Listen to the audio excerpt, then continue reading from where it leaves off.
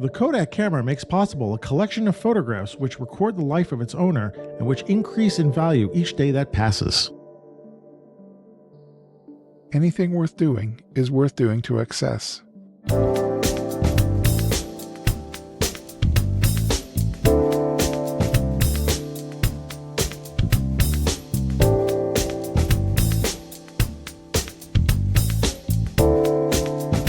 Hey, welcome to the Street Shots Photography Podcast. This is Antonio. And this is Ward. And this is episode 238 for the beginning of September, which is also the country code for Cape Verde, country of islands off the coast of West Africa. So now we're totally out of the United States with our area codes, or now they're country codes. Country codes of warm places. Yeah, well, we're not. Well, it's still warm here in Lincoln, Nebraska. Not hot, but pretty warm. How about with you? Where are you? It's been good. It's 24 Celsius, about 75 Fahrenheit. It was quite nice. Oh, that's nice. Nice warm day to walk the dog. Yeah. Have you started going into fall season with the leaves changing anymore? Leaves have started to turn, very little, but it's we're cursing ourselves by talking about the weather here. But yeah, it's been good. We haven't had any frost yet, so usually we have our first frost end of August, beginning of September, and we're in the 9th of, as we're recording, the 9th of September. So we've been good. Having a frost in August is like totally alien sounding words to me. It's like, it can happen. August in New York, or at least when I remember it, could be just as bad as anything, if not worse in some senses to July or something like that. But hearing a frost and it not being Australia, right? Because or the southern hemisphere, I should say. Because they're all backwards there, right? From us. Yeah. Yeah. They're going to be heading into their spring time, but they could probably still have frost and stuff. I'm even weirding out thinking about Christmases and in 100-degree heat. In shorts, right? Yeah. Anyway, well, so weather's nice. We've talked about weather. Nice there. Good. So what have you been up to? How are you doing, my friend? Good. Busy couple of weeks doing stuff around the house. We're going to go camping this weekend out in the mountains. Really? Or close to the mountains. Yeah, that's happening this weekend. Take the trailer out, tow the trailer out for our last little bit of camping with some friends out there. And it's been busy. I've been working, and it's all been good. Let me ask you something about your camping. What do you do? Sure. Do you like just really unplug and hang out? And if you got friends, you're going to be chatting all weekend, or like what do you? Yeah, it's mostly about sitting around and having a little happy hour, and then making some. My wife's very big into cooking, so we usually eat very well out there, and we have a little bit to drink and quite a bit to eat, and enjoy the scenery and the weather, irrespective of what it is. And no, it's good. It's nice. It's very open. It's a place called Kananaskis Country. It's sort of like foothills, kind of rough treed-in country close to the mountains on the east side of the Rockies. Mm-hmm. So, yeah, it's. Are you cooking? Is she cooking nice. in the camper, or you have an outdoor kitchen? There is a little barbecue that clips onto the side of the camper, and we use that. So what about for all the other sides and stuff like that? You just we have a nice generator now. We bought a decent generator, so we can microwave, and there's a 2-burner range inside the camper itself. So if you need to saute or something while something's in the barbecue, you can do that. And yes. So you guys are kind of like, you're bringing a little bit mushrooms of to put on the steak and that sort of thing. She does that. Steak on a barbecue. Yeah. Wow. Actually, that's something, I don't know. I haven't gone camping, but imagining having excuse me, to all those vegans and vegetarians out there. Yeah. You can, fast forward for the next minute or so, but I'll let you here. Fast forward now. Okay, there we go. But having a steak, something outdoors in a camp sounds very not primitive. It sounds very it's not the right word. Al fresco. Well, sure, but there's something. I don't know. I'm going to say Fred Flintstone about it. It's not. I can't quite get at it. Like having a barbecue outdoors rather than like in a restaurant or something like that. It just seems like a good. It's like the perfect combination. Like that's how that was maybe meant to be. Like you eat that meat or the hamburger or the steak or whatever, fish or something like that outdoors, cooked on fire, feels like correct. In the best way possible. So, wow, I'm jealous. Yeah, that's good. That's kind of nice. I'll take lots of pictures with the phone, maybe. Okay. Well, there's probably an opportunity for some astrophotography, although we're in a full moon right now. So, we took pictures of the red moon last night. So just after moonrise, that moon was very pink. So that was very cute. And speaking about astrophotography, astrophotography, fire, smoke, and whatever. Yeah. Oh. Speaking of astrophotography, you just mentioned that, but I just got back from a short trip to New York, which we'll talk about in what we're going to talk about later. But this is my news kind of thing. We went for. Just got back today. Today's Tuesday, and we left last Thursday. So it was a short trip, but we packed a lot into it. But to bring up the astrophotography, I was staying with my brother. We were staying with my brother in a little town called Grandview on Hudson, which is on the west side of the Hudson River. It's in New York, and it's about it's a few miles south of Tappan Zee Bridge, or what is now called the Mario Cuomo Bridge. It's a beautiful bridge, and he lives in a rather dark area, and so we were on his roof. He has a flat roof with a jacuzzi on it, or a hot tub.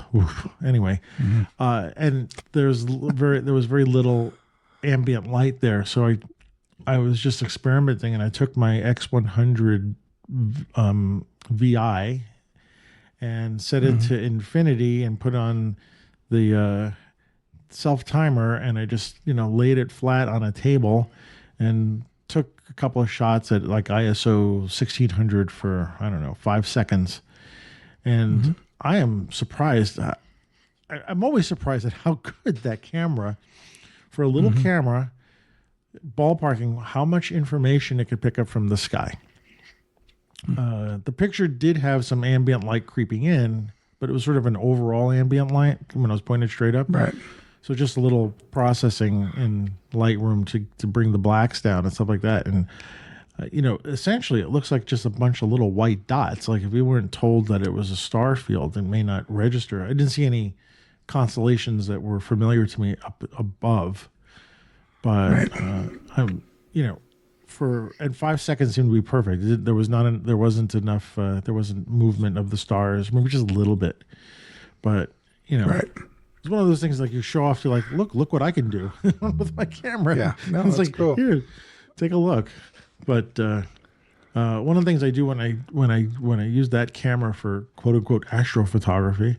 Speaking of which, our brother in light Mac is showing us some awesome astrophotography from his telescope and stuff. But we gotta get him on here for that talk. I haven't talked to him in a while. Anyway, what I like to do is, instead of just showing the star field, I like to point down. There's a whole bunch of trees. He's on the other side of a mountain, quote unquote, a giant hill in New York. And so I like to put the trees in the shot because then you get a sense of scale, and then you kind of know what you're looking at.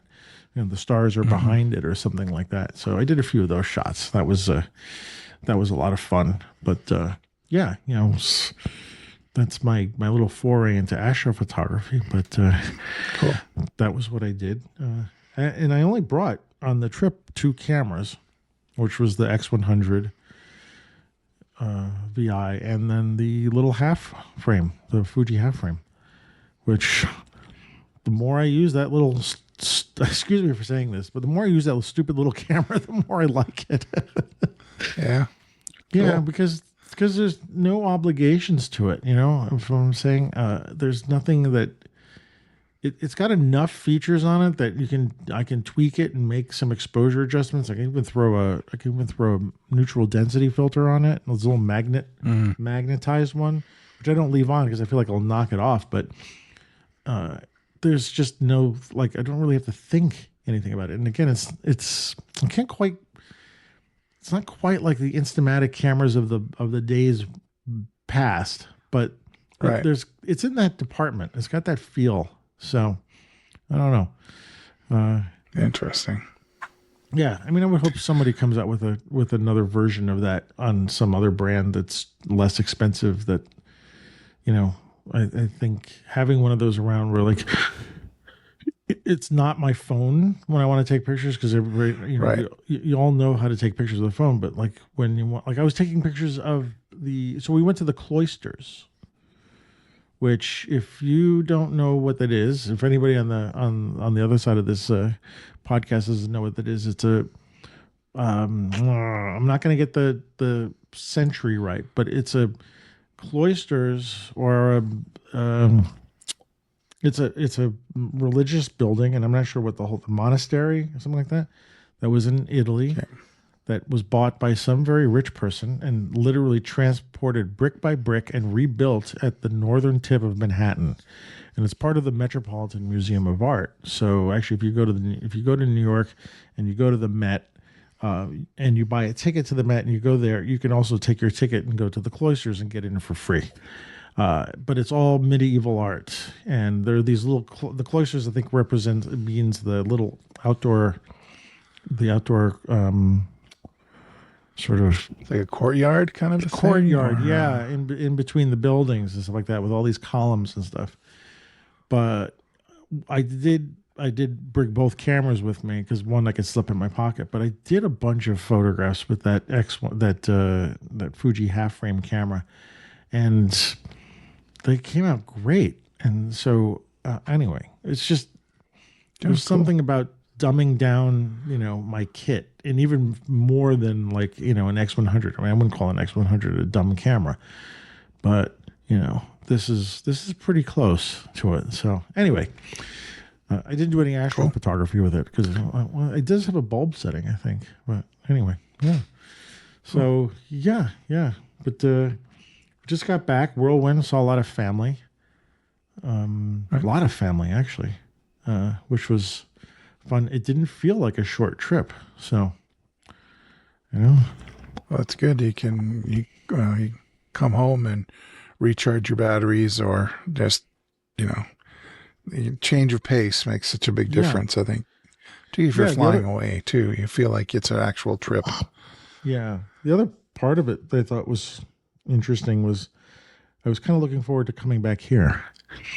Not that I don't like New York or Brooklyn, but like, and it was weird because this is one of the first times where I'm traveling to where I grew up, and it's a trip that is no longer my home.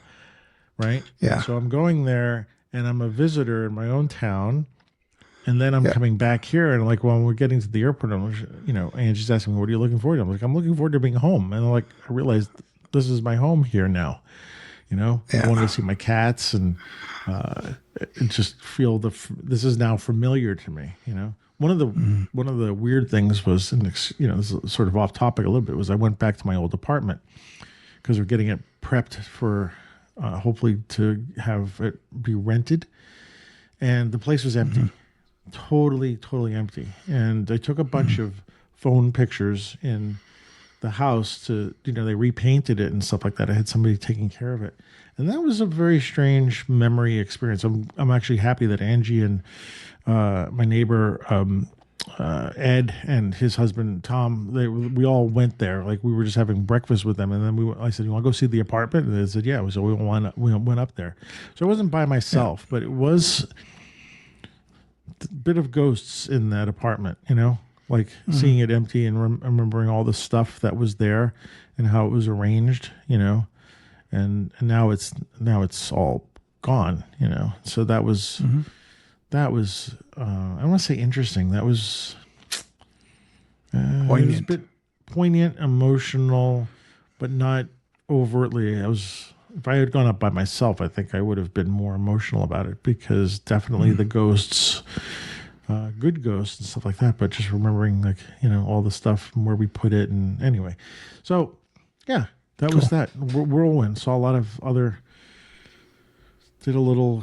I had a really cool car that I rented, and that was fun to drive That's around. important to drive around. Well, you were driving up New York State, so it wasn't just like you're driving in rush hour Manhattan traffic. Yeah. Yeah, no, we missed all the rush hour traffic, so that was good. Anyway, so Yeah. but we just got back today, and I mean, I could segue into what I wanted to talk about. And of course, just like usual, thinking, what are we going to Actually, talk before about we on get the to that, show? I had one small go photographic ahead. project which Go, we didn't let's, get to. well, let's hear it. Sorry, I apologize. Yeah, So the weekend after we recorded the last show, I went to the Pride Parade here in Calgary, and it's bigger and better than before. And I used this time when I shot it, I used that 55 to 200 telephoto. you did. Exclusively, and it was to shoot through the crowd. So I went and I had read somewhere, or I had seen somewhere on a YouTube video about when you go to a parade, if you want to cover the parade, go to where it breaks up at the end so that people are a little bit more relaxed and they're not marching or whatever. So I camped out there, and the cars and floats went one direction, and then the people on foot went another direction. And so they spread out, and the sun was just after noon, around noon. Most of the parade was like 2 hours. It was like a long parade. So I had this beautiful light, this beautiful sunny light, and all the color and the positive, positive energy there. And I just shot through heads, and it was a lot of fun to shoot in that. And I could walk up and down the parade route if I wanted to, but I didn't find I needed to. I just stayed like a normal person on the sidelines, and just as the parade spread like apart. Like a spectator, you mean, right? Yeah. Like a spectator, and a lot of close, like portrait-y kind of head and shoulders, or just full body. When I'm at 55 millimeters, I'm just getting individuals, like full length. It was kind of perfect. Autofocus missed a little bit. Maybe that's a tuning thing I have to do on the XS20, but it was a lot of fun. I posted some of the pictures up on my social media if you want to look at that. So if you're having a rough week or whatever, and there's a pride parade you need to go to, you go there and it will cheer you up. Yes. And it was let me ask you, just the color and the energy. I'm curious because is Pride Month different in Canada? Because it's usually here in June. It's June, yeah. But I think because of the run up to the Calgary Stampede in July. Oh, okay. The parade and festival happen in August, the end of August, just because it's a good time for the event. And Pride take over like a city park. It's called Princess Island, and it's an island out in the Bow River where it's festival space. So there's a stage and food trucks and all that kind of stuff. I got a little bit of heat stroke, so the best lemonade I ever had in my life. Yeah, I left my hat at home, and so this is just kids don't do this. So anyway, it was a little wiped, and I had the presence of mind to buy myself lunch before I came up into downtown. So I went back to my car, sat in the shade, put the air conditioning on, had a little bit to eat, calmed down a little bit, sweated it out a little bit, relaxed. And then I walked down, and because I didn't have very much to drink there, and I had this, it's like a quart of lemonade. It was like $10 or something, but it was perfect. And I just, propped myself up on a big sandstone rock, and I just sucked back that lemonade, and it was like the best thing ever, and it smartened me right up. I didn't take any pictures in the festival space, but I walked around and kind of took it all in. But it was good. It was a nice thing to do on Sunday. I agree with you with the first of all, the lemonade. Without a doubt, a big thing of lemonade during a July 4th event in Seward, Nebraska was great. But also, I will say getting the before parade or after parade to me is the best. The before parade there's a bit of and the reason why I'm talking about this is I've done this at the Coney Island Mermaid Parade, Right. and with the Mermaid Parade, it's a little it used to be a lot looser, and so I could walk in the middle of the parade with everybody. You know, I had like 4 cameras around me, so I look like just another paparazzi. But now it's more parade like, so you're restricted. But at the beginning, they have, while everybody's getting ready, they let you, if you have a special pass, you can go photograph it. But they walk down Surf Avenue and then they curl around next to the Cyclone and then come back onto the boardwalk. And the boardwalk is where the parade sort of becomes looser, and Right. and then it breaks up and then everybody's walking around. And to me, those are the best times, because the parade, everybody's sort of acting in front of the cameras and it doesn't seem all that special. But those after party shots, I think, to me, are some of the best. So that's cool that you did that. Yeah. Could I ask why you chose specifically to go with the medium to telephoto zoom? I guess I felt last year when I shot, I just had the 23 and the 55, and I really wanted something that was a little more portraity, because people are made up and they look interesting and colorful, and I wanted to get more about the personalities of the individuals there. There's a great metaphor too of the one picture roller derby athlete, and she had the rainbow mirrored sunglasses, and this is kind of metaphor of the rainbow, and then all of the people along the parade route that are reflected in her glasses. There's a kind of a metaphor there for how I see you, or you're being seen, or here's all the people in my sight, kind of thing. And I wouldn't get that if I were, too far away. And so, I mean, I wouldn't hesitate to shoot exclusively just with this lens. And I brought all my gear because, whatever. But, because I might need it, especially on the festival space. But for the parade, absolutely, the longer lens for me is going to work because I want to get some of the people. And they went a lot into a lot of effort, the drag queens and so on. I mean, there's a lot going on there. And so I kind of wanted to, see sequins in sunlight, man, it's galactic. So yeah, actually, it's good that you had the sunlight, because you wouldn't get that in overcast. It'd just be a bunch of little dots and stuff like that. So yeah, wow, yeah, okay, a lot of pop and no playing with the saturation tool at all. No need to. No need to. You just reminded me that we're going to a Huskers game on this Saturday, and it's an alumni event as well. And Angie's an alumnus in the band, and so she's going to be on the field.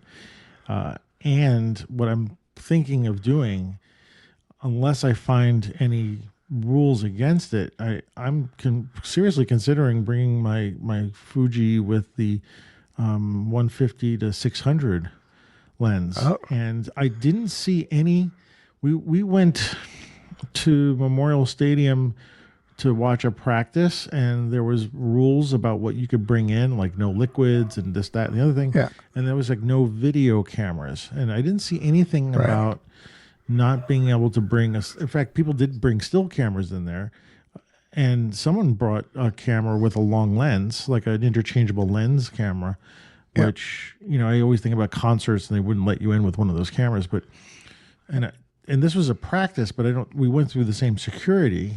So I'm tempted to bring, that with my teleconverter on it. And because we're going to be up kind of in nosebleed seats, but but it's a game. It's a Huskers game. In fact, we heard that they won their first home game. They swept the 67-0. I don't know who the poor team was on the other side. I think, anyway. But arch enemies from Colorado or Utah? No, they were from not Iowa. What's the other state? Idaho. I can't remember. Akron, Ohio. Ohio, yeah. So I'm sorry, Akron, but the Huskers really did sort of mess you guys up. But anyway, so that's Saturday. So I'm thinking about bringing the televo, but that's not in the same vein of what you're thinking about. That's just because I would like to have some access through visuals. So I'm not sure what will happen if I get there and they say, no, you can't bring that in, and I have to like hump back to the maybe car. there's a call the whatever the competition office or the sporting office and see what the rules are. You're not surprised. Yeah, well, I'll look it up. So anyway, just my dream, even with college football or NFL, or we have the Canadian Football League here too, is to have a big rig on a monopod, like on the sidelines or at the at the end zone, and have a wide angle hanging off you, and then have the long lens on the monopod. I think there's a part of me that dreams about that. I've never photographed football before. It'd be really cool to do it from the ground, Yeah. So I don't know. Maybe snapping the ball, like when everybody's lined up on a long lens. It doesn't really have to be action or right after the snap when the quarterback's dropping back. Like it's just so photogenic. Yeah. Well, with any luck, I'll get a chance to bring that. And I'll be up in the stands, so I won't be getting those views from the ground. But maybe someone knows somebody who can get me. That's right. So, but anyway, I forgot what I was getting into. Oh, right. So the topic for tonight. We spoke. We've been bantering. I don't know if we call this banter. Now we're going to show for a while. So I'm on the plane, sitting there on the tarmac, on the way coming back from New York. Was it in New York? No, the flight was 6 a.m, so there was no light outside the plane, just barely, a little bit. But I was sitting in Midway Airport, looking out the window and taking some pictures of I like to sit over near the wing because I love having the wing in a photograph because you get the context of the picture. I've been just shooting aerials out the window. Usually it doesn't work because when you're angling down, there's distortion or fuzziness in the window anyway, and so it's never a great aerial shot. So I love having the wing in the shot, and it's just anyway. So I'm sitting there and I'm taking these pictures. And when we flew out, we had a beautiful day. And it was actually a very foggy morning. And it was another early flight. And as we got up, you could see the fog sort of on the ground, sort of hovering around the ground. And then we got above, when we were coming into Chicago, we were flying over Lake Michigan, I believe it was. And there were all these, it looked like an ocean, obviously, because it's an inland ocean. Yeah, it's huge. But with the clouds low, maybe I'll put this in the show notes so you can see it, sort of low, puffy clouds. And then I had the wing in the air, and it was like beautiful, beautiful blue sky. And I was using my phone because it's what I was holding in my hand. My cameras were in my bag, and I didn't want to take them out. And so I'm taking these pictures, and I'm doing video of it, and it's really nice. And then on this return trip, I'm doing the same thing, and it was sunrise again, and the clouds weren't so nice, but I loved the wing, and the wing was orange, lit by the rising sun, and the sky behind it was kind of blue and purpley. So I took a whole bunch of pictures. I look at my phone, I'm like, all these pictures, and I'm like, okay, so what the hell am I going to do with all these pictures? and that's when I reached out to you on Discord. Did I reach out to you on Discord and suggest this? Yes. Yeah, we were chatting back and forth a little bit. Yeah, while you were on the ground. Yeah. So it occurred to me that a lot of these photographs that I take on my phone, and I take a million. I've got about 70. I'm just over 70,000 pictures on my iPhone. Right, which means I'm using up space and whatnot, and I got to figure those out.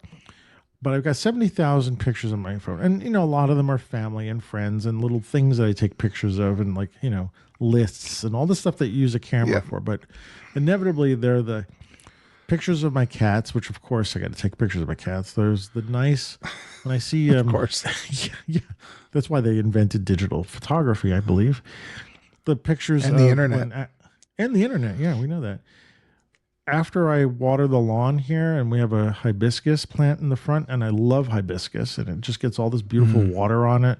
And sometimes and luckily the iPhone's got a macro capabilities, and so I love getting close up on that, and I take lots of pictures of this hibiscus, and these pictures out of a plane window and all this stuff. And what do I end up with? I end up with a ton of great pictures that I love, that number one, I'm not going to do anything with. And then why do I take these pictures? So I thought about all this, and how much of this stuff is, I don't know, we call it maybe the junk drawer of images, the stuff that we collect and throw it in a drawer.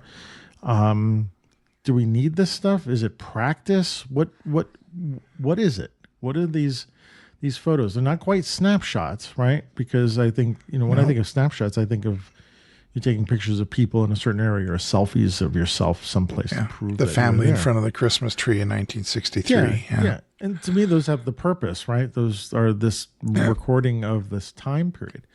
But what about all this other stuff that we take pictures of? So anyway, I thought maybe we can parse this out a little bit, right? Between the two of us. Yeah, because it absolutely. seems like you're doing it as well. And I'm pretty sure. Yeah. So I everybody just who's looked listening- while you were giving the count there. I'm at 21,000. So 21,000.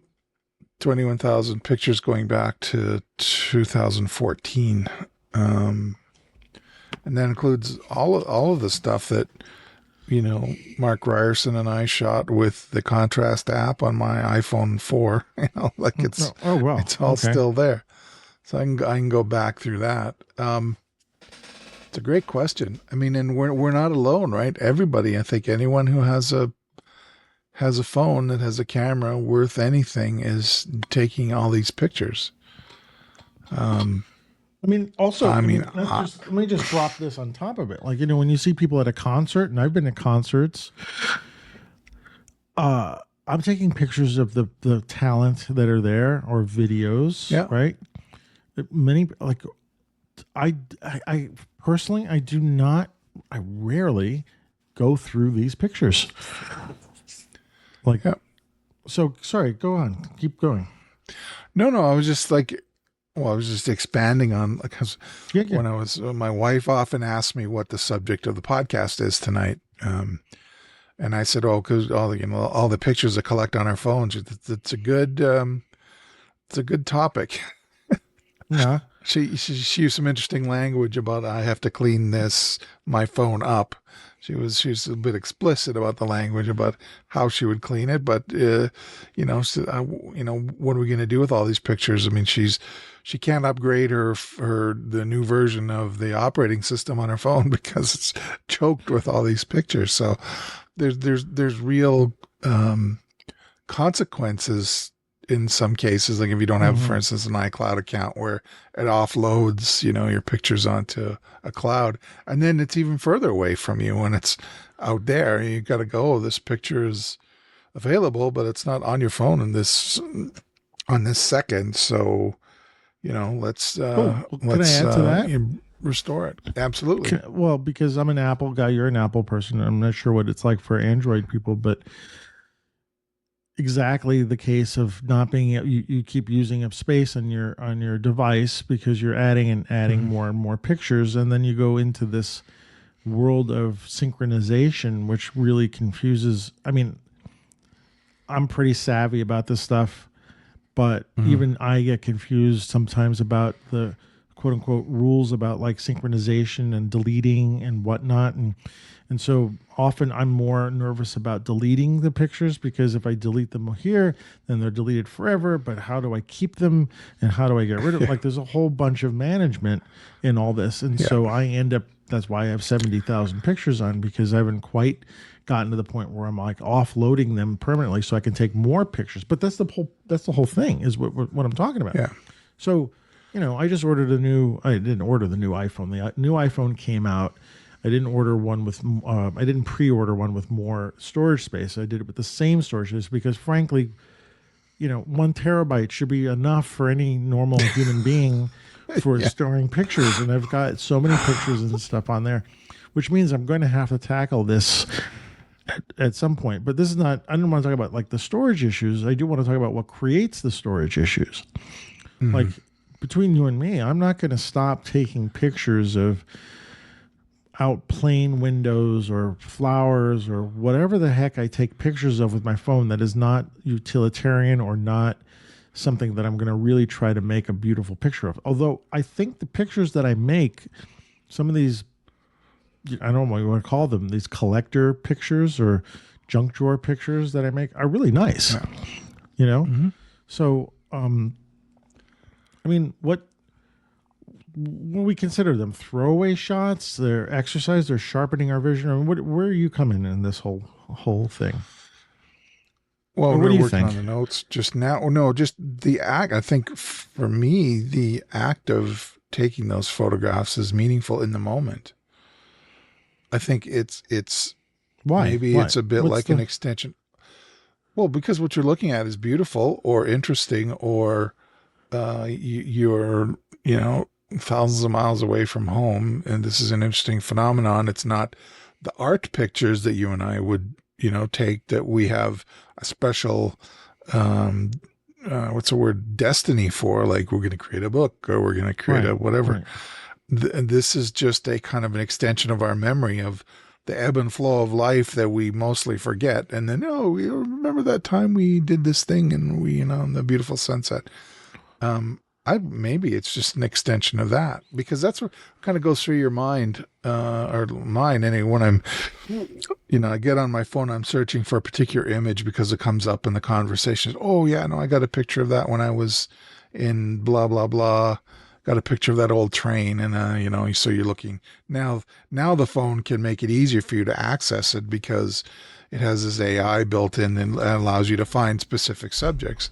Right. And in that way, it really does, in that circumstance, does seem like an extension of your memory, of your visual memory. That's not we try and put as much art into it. You and I try and put as much art into it as we can. Well, let me ask you this. But for me, what I'm saying is it's the act of doing it is meaningful at the moment. That's why those pictures exist, I think.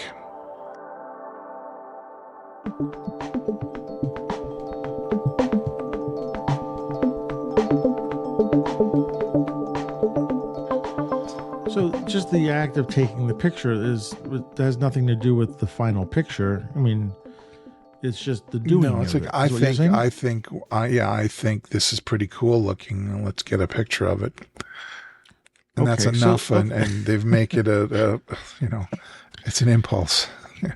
Fine. But that's how we get there. Yeah. Okay.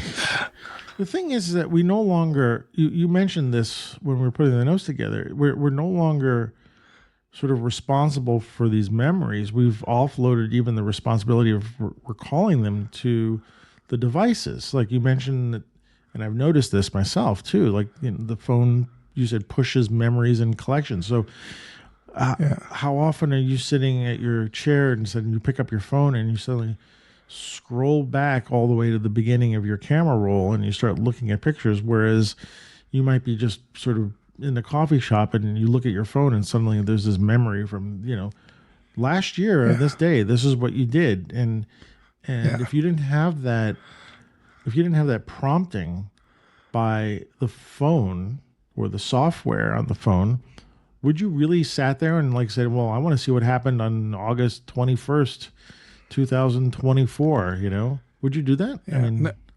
I mean, no, very rarely, I suppose. Although I do think that's, I have done it. Yeah. Really? You've gone back and say, what did I do last year? Yeah. Okay. Well, I just go through, usually it's a conversation that strikes it up. So, I got the picture of this bobcat that was on the backyard fence, whatever. 5 years ago, whatever. And then you're going through and then, look, this is other stuff that was taken the same year, because you're on the iPhone, you narrow it down by year, month, day, whatever. And then you're seeing some of this other stuff and go, I remember this. I remember. It's just kind of an incidental thing. But you would say the ratio of that is, I don't know, this makes sense. Oh, It's really like low. 1 to 20. Absolutely. It's really Like one memory out of the 20, 30 times you picked up a camera to take pictures of something cool or because you felt like you wanted to document it, which means Yeah. you're still on the low end of the memory scale here. So we take these pictures. Okay, what are you gonna do with them? Are they gonna? Okay, you take the picture. Great. Why not delete it? Right? If you're saying the act of the picture. Sorry, I'm not. I'm trying to argue with you. No. Yeah. But the act of the picture taking. Think it through. I'm saying it for myself too. The act of taking the picture is like this very satisfying. Maybe there's a little bit of a dopamine hit. I don't know. He's like, ooh, when I looked at the pictures that I took, when I took the pictures out the window of the plane, I was like, these are great. And you know what occurred to me was I always wanted to sit near a window, and I had my film camera because I would take pictures out of the plane. I would do those kind of shots because they ended up being nice travel shots, like generic travel shots that I could sell for stock. And so I always loved doing that and I sat there with my camera and said, and take pictures and it had a purpose, right? Now I'm doing the same thing. It looks the same. I'm doing it. I'm also doing it for the satisfaction of like, wow, that looks good. Those clouds look good. You can see all the ripples in it and all the sky is really clean and the window on the plane isn't scratched. So it's really clean. And in that 2 seconds I take the picture, I'm like, hey, great. Why the heck don't I delete it? Like, yeah. Right? No. So tell me why I don't delete it, or tell me what. Go ahead. You go. Well, part of it is there's the dopamine hit of doing it, which I'm not going to let go of. It's the act of shooting is right. That's the paramount. It's the peak experience, and that's why those pictures exist. And so that fades off. I can be cynical. I'm sort of headed that direction already. In that. Okay. The phone manufacturers and storage companies want us to save stuff that we don't necessarily want to keep to pay for it. Okay, that's the cynical angle. The phone itself, you use the word dopamine. The phone is a dopamine machine, so it'll support that. I wonder if there's a feature, and I'm not trying to change the subject. It's just occurring to me because I'll forget if I say another sentence, and I'm already starting to forget it. Could you time bomb, like say, delete images older than 1 year, delete images older than X time period? It's one way to manage, I think, if such a thing existed. Well, you mean delete them as if like permanently delete them, or just get them off your phone? So yeah, delete them permanently. Yeah, and then you could earmark ones or put stars on ones that you want to keep. Well, but then that's a complication. It's sort of like, I like this picture. I'm going to put a star on every one that I shoot, and then you're no better off. Well, but then we'll definitely then cross into like, is that a good use of our time? Right. I mean, when I'm transferring pictures from my camera, like if I shoot a ton of pictures, and this is my workflow, and I'm not saying it's the right workflow, and there's probably people will come say that's the wrong workflow, but guess what? I will shoot 600 or 700 pictures. Let's say I have 600 or 700 pictures on my card that I'm like, okay, it's a week or two later, I got to get them off. I go to Lightroom, I click on them, I download them. There is no way I'm going to spend. I do not spend the time going through those 700 pictures and deleting pictures. It's so much easier to store them and to look for the ones that I like. Then nobody's paying me for deleting pictures. And so maybe if I'm up for it, sure. If I see some that are just obviously and I'm like there, but I don't make that as part of my active workflow. And so same thing with any kind of, and this doesn't have to be limited to the phone. The phone is just the camera that we have with you. But like, I take these same kind of pictures with my regular camera, right? I take, pictures of flowers and cats and if I had, other things with my X100 or my SX, whatever Fuji camera I got, whatever camera I got. Yeah. The half camera, anything. They're all part of this issue. The only thing is I have the phone with me all the time. So that's what I was photographing with. But it's the same thing. Like I'm more likely to keep the pictures. I don't know what I'm going to do with these things. I don't necessarily categorize them. I don't necessarily print them. I may share some of them. They might be like, we just went to New York and here's the plane trip and, blah, blah, blah. But I'm not saying what you're suggesting is what you're suggesting, but to go through and delete pictures like wholeheartedly, like, okay, well, I shot all those pictures of the plane and delete them is, I don't know why, abhorrent to me. Okay. In the same way that destroying negatives are, which I had heard people do, like they would keep the prints from their old collections and all the negatives would get thrown away. And I don't know why, that just makes me cringe. But I've got 40-year-old negatives right over here. And well, I that check makes on me- them. Actually, I check on them maybe as often as I check on my 2014 iPhone pictures just to see if they're preserved, and they are. And I'm like, good on you, Ward. Good processing. But Right. I mean, negatives I definitely keep. I have no intention of printing here. I might scan. And it's the same thing. It's like I might. If it doesn't cost me anything to just leave them there, then that's not exactly true with the phone, but you are kind of paying for storage there. But yeah, I'm sort of with you on the abhorrent part. And that's why I was thinking about putting a star on them so that they're on the do not delete pile. And then you have this, maybe as time goes on, you have this distillation of, maybe that's a software product we need to have. I don't know. What, to like just go through and Yeah, pull out as the pictures stuff? age, the ones that have been tagged as do not delete, they kind of concentrate over time, as these older pictures that you saved, that you think are better than the other kind of more mindless collection that you've been making. I don't know. It's just an idea. Well, I did the same thing with film, because at the time film was the medium that we had. And of course it cost money to process, but it didn't matter. It was what I was doing. And so, one of the things I would go to do a lot was during the spring in New York when the Brooklyn Botanic Garden had their spring festivals.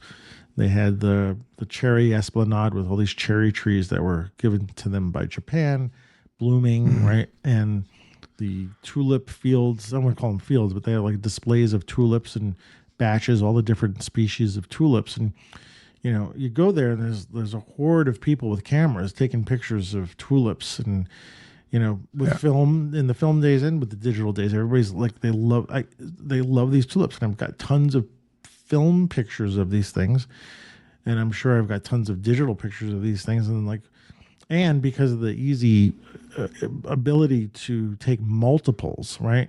So not only do I have, it's not like I take one picture of a tulip, I got to take a couple or a few, and I've got the motor drive. I don't know what we call it now. What are we calling these things? Sorry.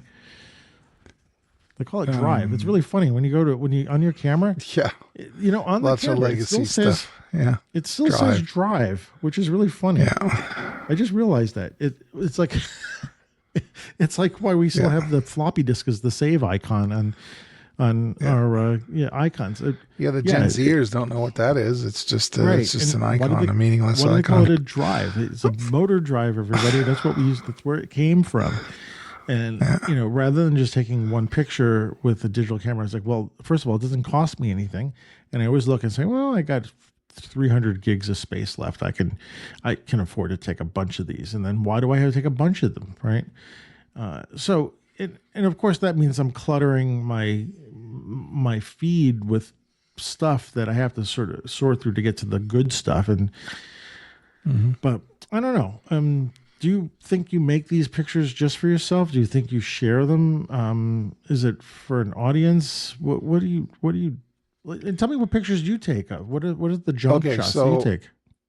The junk shots I take are often when I'm walking the dog. So there's a lot of inspiration there, and it's the same scenery every time. I just change the direction of the loop that we walk. Mm-hmm. In the morning we go this direction, in the afternoon we go the other direction, and so if the sun hits the lawn right where the dog is resting, in fact, you know what? I'll post one of those pictures that I took yesterday, of the dog resting after running to catch the ball. The sun is coming. The sun is off to the left on the frame, and it's shining on this kind of meadowy kind of lawn, and there's a ton of fluffy dandelion globes all the way down the field, almost as far as you can see. And the light is very, very gentle and meadowy and kind of almost alpine, even though you can't really see the mountains in the background, but they're there. And it's just a very calm thing. It's most of the pictures. The dog is very close in the foreground, but small. It's, I guess, a shot with the, the normal magnification on the iPhone. Mm-hmm. And it's just this kind of soothing light. And I have no intent for it, but it was a pleasing composition, like your wing and your sunrise. Mm-hmm. It was just a thing I saw that I wanted to record.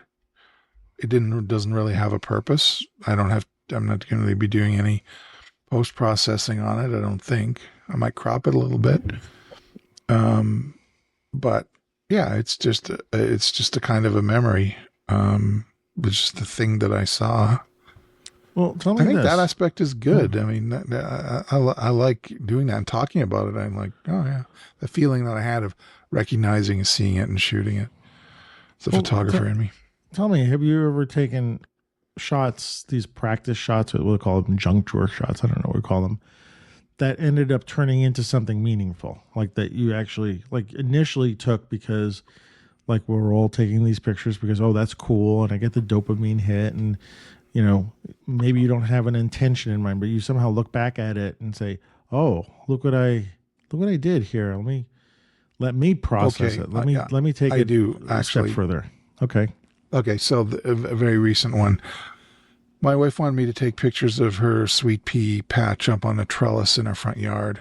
And it's out of control this year with the heat, and we're just watering it enough to give it, it's very lush, or was very lush. It's starting to go now. So I took these pictures of these multicolored sweet peas, and Marcy's really good about mixing up the seeds so that there's a good different selection. It's very colorful, and sweet peas are mostly like a vine, and the flowers, the buds are quite small, but they're all kind of collecting at the top. And there's this kind of wall of these plants going up this trellis. So I took this picture. It was just perfunctory so that my wife could have them and she could share them out or whatever. So I would take some pictures of the sweet peas. And then there was this one plant that had a white blossom at the top of it. And I was looking at it and I was going through the pictures and just texting all these pictures to my wife so she could distribute them or keep them for her own cache of photographs, wherever they're going to go in her world. Prevent her from upgrading her version of iOS. And then I saw this white blossom, and it caught the sun. So the sun's quite late in the, later in the afternoon, like 5 p.m. or something. And it just caught the sunlight really well. I thought, well, this is going to really do well for some black and white processing. Now suddenly I'm turning these almost vernacular pictures of flowers just to, stop an argument that I didn't take pictures of the flowers while they were in bloom. And now suddenly I've got this almost, and I think you mentioned it too, like an Irving Penn formal flower, right. Yeah. And then I did some post and did my usual whatever, sprinkled my own little fairy dust on it, and made a workable art picture of a blossom that's no more than 2.5 inches high from top to bottom. And it's an art object now. Do you think? Yes, that's one example, a recent one. Would that actually draw you into making more images like that, or you think it's just a one-off kind of thing? I think at the time I'm going to do it again, but I probably wouldn't. It's kind of a hope thing, like, oh, this is cool. Like, I can flex some muscle here, and then it goes away, or you find something else. Try to. Between the dog walks and whatever, I mean, I've got a fair amount of kind of visual inspiration, or at least interest, if not inspiration. I find that different times of the day that the light hits things differently, and it might work. So these kind of pictures end up filling in or becoming part of they end up becoming part of your life story regardless, right? Yeah. I mean, here you are having this whole memory of the sorry, what was it again? A pea? What was that? Sweet pea. Sweet Yeah, pea? it's related to peas. I mean, it has little Yeah. pods like peas. It's kind of a furry ivy almost kind of climbing plant. And But they have these brightly colored flowers.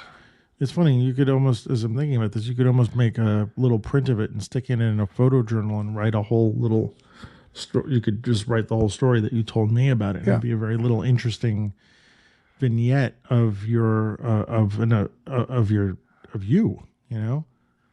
Yeah. And so throughout the process, something does pop up once in a while that has meaning to it, and you can create something with it, and it's not just something. It's like a little hidden thing in the junk drawer that you're like, oh, this is I could carve this into something, you know, or whatever. Actually, too, when I was on the plane to Japan and bored, I went through my library and I looked for stuff that I could edit and play with in Snapseed. It was a way to pass the time. And I think I do that. I've done that in different circumstances too. When I'm off at lunch at work or whatever, and I've got a little bit of downtime. If I don't want to read the depressing news, I can just go into my library. That's another thing. Oh, that's just go into interesting. my phone library and just see, what are some pictures I've taken that I could edit and possibly turn into something. I forgot all about that. It's different than, in some way, it feels different than if you're doing it through your Lightroom catalog, which seems more formal because people may put their phone pictures in Lightroom, and I do that sometimes. I do a dump of that stuff, but meaning like Lightroom or wherever you store your photographs that you take with a regular camera, it becomes a whole process. And we've talked about this before. As winter comes up and you want to go through your archive, it's a great way to go through, spend some time when you're not going out and shooting. But to think about doing it on your phone, because as we're talking here, I want to diminish the phone's relevance in this whole thing of photography, but I would say we tend to take less serious pictures with our phone. And this is just I don't want to paint some people, I do a lot of, I think, really good, I would say, professional pictures on my phone, but the vast majority is taking pictures of the cats and taking pictures of the hibiscus and the things out the plane. And all of a sudden, so I might be approaching these, in a sense, I have almost two different archives, right? I've got the archive from my grown-up cameras, and again, I hate saying that because I really don't want to put a phone into a different category. No, but there's the energy you bring to when you're, when your Fujifilm's hanging off your neck. Yeah, that's true. I'm on, right? I'm walking up and down Stampede Woodway, man. I am here. I'm on. And it's different with the phone, which is like, when we're talking about, or I mentioned the Fuji half frame. It's like, why would I have that camera instead of just shooting my phone? Because there's a difference. There's a different energy. I think you could translate this, or I could translate it to a bunch of different things. When people ask me, like, what's so interesting about fountain pens? And as, in fact, this weekend I was talking to family members about fountain pens, because when you're a fountain pen lover, you tend to try to turn people into fountain pen users, try to get them into the cult. But I was saying, like, why would you use one pen over another in different papers? Because everything's got a different feel and you have a different intent. And it's not just a one-stop shop where you're writing with a ballpoint pen on, a legal pad. I guess the same thing we said with cameras or whatever your thing is, that, if I'm photographing my phone, it's a mindset, I think. I mean, I could go into a mindset of like, I'm going to, attach a little shift cam, grip onto my camera, onto my phone and walk around with it as a camera, right? Like I would with my Fuji cameras. And that puts me in a different mindset. But when I've got my phone in my back pocket and I'm going to Costco and suddenly I see something that's, in the shopping carts, and it's a different feel. But that picture could be sitting there for months, and it's because I took it because I'm a hoarder of photographs. And yet, or something. And then yet what you're saying to do is like, those moments when we have downtime, you're waiting online for your tires to get put on your car or something like that. And suddenly you're looking at these not serious pictures that you took. And suddenly you're saying, oh, well, wait a minute, look at there, So it's it's just putting on a different hat, I think, while you're looking at it and having approaching your images in a certain way. The other thing I wanted to ask you, since I know you've got you've got a very good image memory from other photographers. Do you think there are any famous, I would say famous in quotes, but photographers whose work essentially is kind of the same, like snapshots or something? Like, it just popped in my mind, and the first thing that popped in my mind was Walker Evans when he received the Polaroid camera from Polaroid. He got an SX70, a color one. Now, he's not taking snapshots. He was going around with that camera, taking all these little details of signs. Yeah. Not the full signs themselves, but like these little details and stuff like that. And I always thought the SX70 or even, a Polaroid camera from back then was the sort of the equivalent of the iPhone way back when. Like you would take pictures, although it's a little bit more deliberate, but that it might fill that role. And so I don't know why I was thinking Walker Evans color shots with his SX70. Although he was very deliberate about it, but it felt, Evans was a collector. I mean, he collected tons of postcards from places he went. And I think the SX70, actually, I think this is a really good example now that I'm thinking about it. I think him doing those photographs with the Polaroid, like of ephemera, whether it's signs or little things that he found in the street or whatever it was, it fits into this category somehow a little bit, maybe. I don't know what his intentions were, but like I'm looking at it from the outside and I can see that, the Polaroid camera way back when was a great way to collect things. Like people used it for cataloging and whatnot. And, it was relatively cheap way back when. So anyway, that would be my example of somebody. I don't know if you've off the top of your... Well, I was just thinking artists. So Andy Warhol used Polaroids. And David Hockney used Polaroids in those collages. To create artwork. I'm just saying. Yeah, no, but it was just different tack. But I'm asking you to rack your brain a little bit. I don't know. Or even something that might fit that way, because I'm imagining, sorry if I'm interrupting your train of thought, just someone who's using that camera. No, there is no train of thought. That's the problem. What was the question again? That's a good one, right? See, I don't recall. Go. It's getting late. I was saying is that can you think of a photographer who, at least maybe from the outside, was doing kind of the same thing with whatever kind of pictures they were collecting? Like, so in the way I was talking about Walker Evans, he's a collector of ephemera or postcards of places, and he's using the SX70 to kind of do the same thing. In the end, someone's looking at his archive and saying, "Oh, this is worth looking at."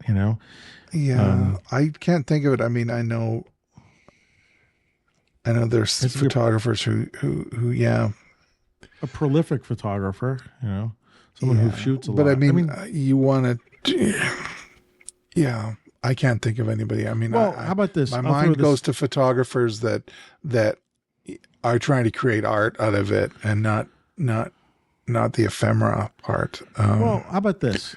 And we've mentioned them a million times before, but let's bring in Gary Winogrand and Vivian Myers, right? Both of them died, right, with thousands of rolls of film in the unprocessed state, right? Now, Vivian Mayer might not have been able to afford processing them, so that's why she had it there. But the idea of that Winogrand died, he was somehow more interested in taking the picture. Now, this is not the same thing. Like, he's not taking pictures of plants and cats and stuff like that. But he seems to be more interested in the process of the photograph, like the charge that he's getting from the photography part of it, and maybe not so concerned with what's sitting on the end. Because if he was, why would he leave so much film undeveloped? Like, he didn't seem to care too much about looking at the pictures afterwards. Is that, I don't know if that's a fair comparison. I think it is. I think you're right. And I mean, you can tell, there's films of him that, any of us can see on YouTube, and I'm sure we have, and I've watched him multiple times. The way he works in the street is kind of frenetic, looking like he's not knowing what he's doing, but he's having a blast out there, right? Yeah, Like right. It's in yeah, yeah. he's it's like this is what the guy was meant to do. Um, and so yeah, definitely the act of shooting and going out there, and his whole idea of event. I guess the word is eventually knowing what a thing looks like photographed, right? That Mm-hmm, was one of mm-hmm. his things. Was why do I take photographs? Well, to see what the thing looks like photographed. Um, and he just the method But that he used to shoot that's created almost all of this. if we go in if okay, not to but it's sorry, Gary, wherever you are in the universe, but I mean partly that if you're not processing your film, then you're not seeing what it looks like photographed, right? You're taking the Yeah, picture. So and if you got unprocessed film, if you're shooting more than you look at, then how could you possibly be interested in seeing what it looks like photographed when you're not looking at it what it looks like photographed? yeah, Now, that's I'm a good not being question. fair to him. I'm not being fair. Nobody can answer for him. And the truth is, I'm sure he made several books while he was still alive. So obviously he figured that there were pictures worth looking at.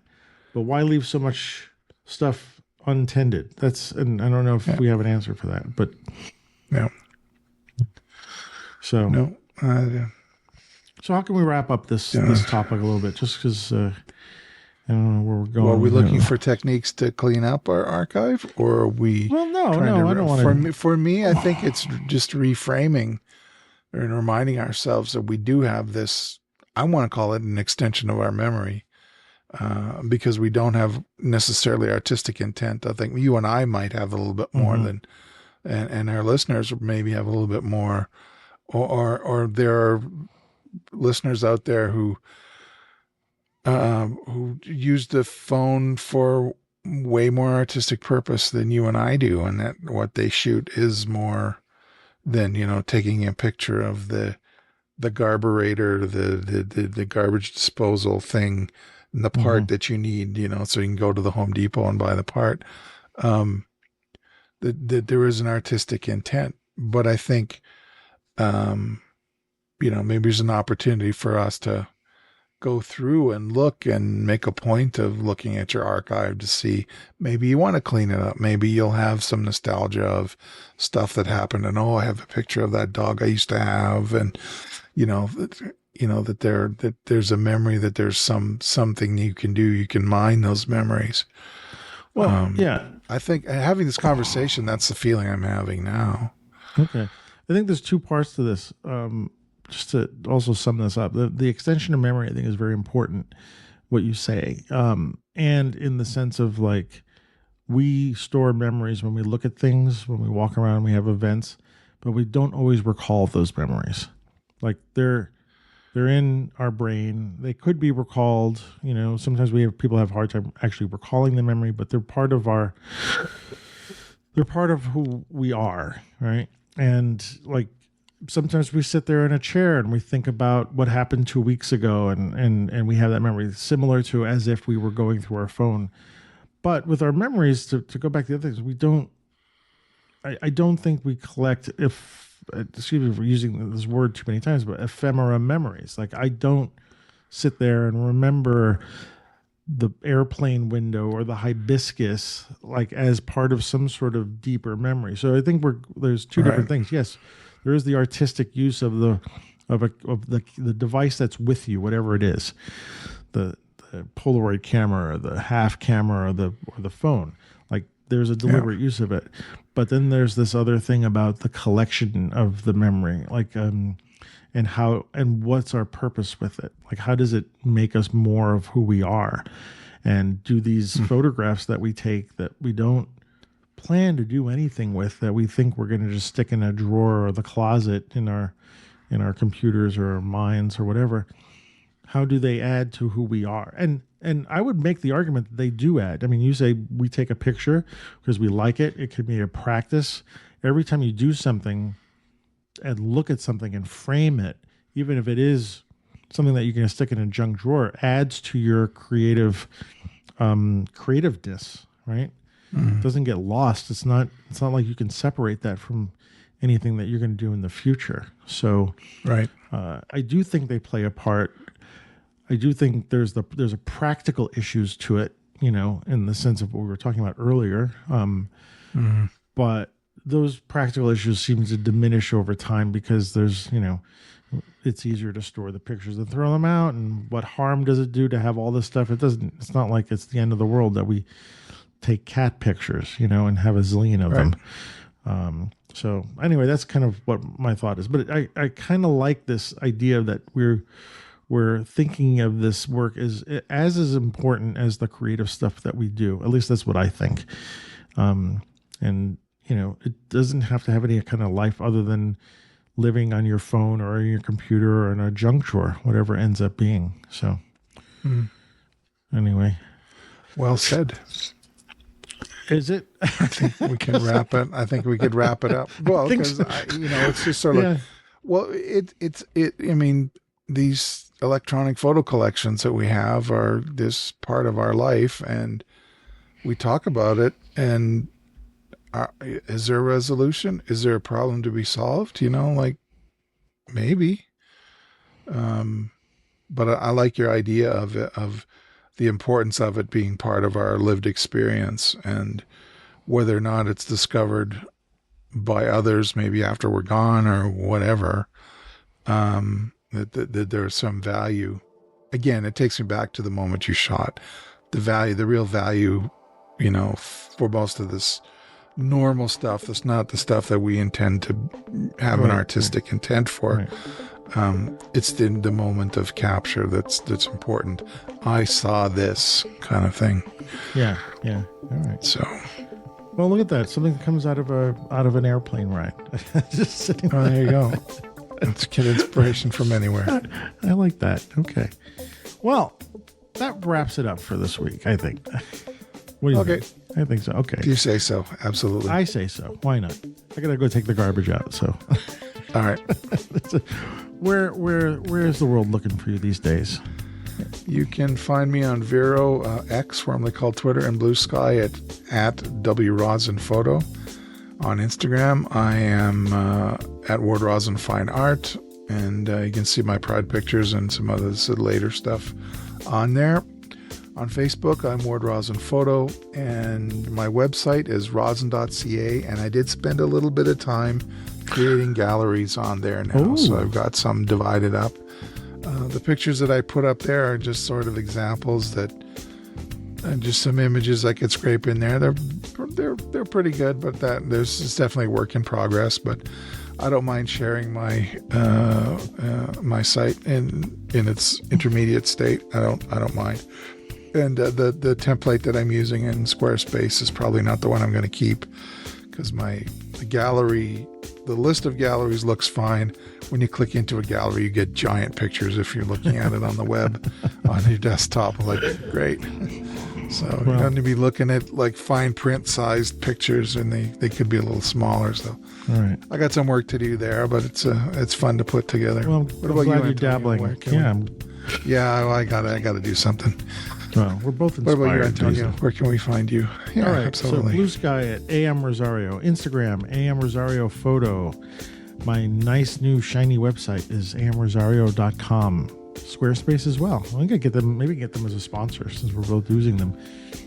I post a lot on Facebook, so look for me on facebook.com/Rosario Photo. And if you'd like, we're a little behind on putting up a new Substack article, but please subscribe to our Substack newsletter at streetshots.substack.com. I love that platform, but we've both had a little bit of stuff going on in the past couple of weeks, so we're a little backlogged, but I got something to put up soon, so we'll work on it. And hey, support us. Well, first of all, support us by joining Substack. That would be great. But also, if you want to help sort of in the finance department, become what is it? An honorary producer.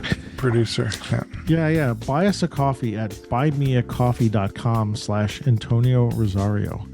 So that would support us a little bit too. So hey, awesome talking to you tonight, and I always love a pleasure. I love when we come up with these subjects that I never thought we could make a subject of. I'm looking at it like, can we actually talk about this? I'm like, yeah, we can talk about this. So, and it's kind of a universal issue, actually, for all of us that have phones. Yeah, so. It is. I'm excited about it. And wait until the new iPhone comes out, and I can have all these new problems with it, with this kind of first world problems. And maybe, exactly. And we might actually be able to have a guest coming up soon. So I'm not going to put anything out there. Just we've got a feeler for a photographer who put a book out, and if we can arrange a schedule and time, we can have a guest. We haven't had a guest in a while. So, and the other thing is, I ordered some more books from what is it, Taishin? Yeah. Tashin, yeah. I want to call it Tashin, yeah. Yeah, so they had a sale. So maybe by my next episode, I'll have them in here. So anyway, I'm not making any promises about anything, but I want to have some guests on, and I like this guy's work, so we'll work on it. So Anyway, well, thanks for joining me tonight, Excellent. Ward. I know it's we squeezed this in my friend. the last minute. Yeah, Yeah, that's fine. Everybody else, we will see you in the middle of September. No, the end of September. Right, this is the middle of September. Yeah. We'll see you at the end of the... Maybe we'll have real frost by then. Real frost. God, please. Oh, I'm not looking forward to winter here, but we'll see. Frost. Oh, my gosh. All right. All right, everybody. You guys all have a good couple of weeks, and we'll see you soon. And Ward, have a good evening. You too. Good night. Bye.